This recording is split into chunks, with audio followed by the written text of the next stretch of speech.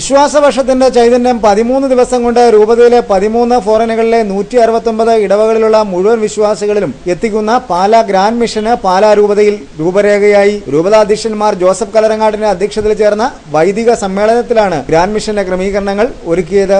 2013 May 6 മുതൽ 18 വരെയുള്ള തീയതികളിലാണ് വലിയ വചനോത്സവമായ ഗ്രാൻഡ് മിഷൻ നടത്തുന്നത്. ഒരു ഫോറാനയിലെ എല്ലാ ഇടവകയിലും ഒരേ സമയത്തായിരിക്കും വചനപ്രഘോഷണം നടക്കുക എന്ന പ്രത്യേകതയുമുണ്ട്. 4 വൈദികർ, ഒരു സന്യാസിനി, ഒരു വൈദിക വിദ്യാർത്ഥി, ഒരു ആത്മായ പ്രേക്ഷിതൻ എന്നിങ്ങനെ 7 പേരടങ്ങിയ ടീമായിരിക്കും ഓരോ ഇടവകയിലും പ്രഘോഷണം നയിക്കുക.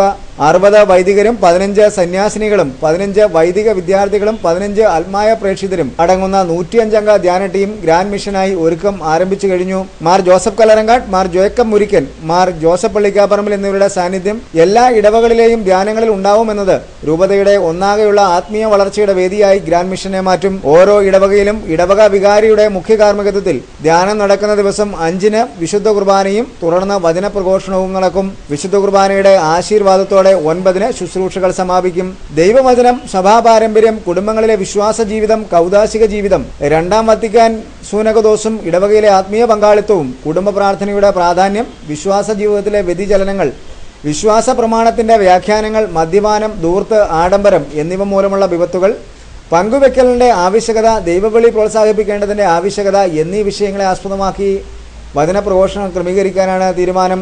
രൂപതയുടെ 4 വികാരി ജനറൽമാർ ഗ്രാൻഡ് മിഷന് വേണ്ട ക്രമീകരണങ്ങൾക്ക് നേതൃത്വം നൽകും. ഇടവക കേന്ദ്രീകൃതമായ അജപാലന ശുശ്രൂഷകൾക്ക് മുൻഗണന നൽകണമെന്ന് സമ്മേളനത്തിൽ മാർ ജോസഫ് കലരങ്ങാട്ട് വ്യക്തമാക്കി.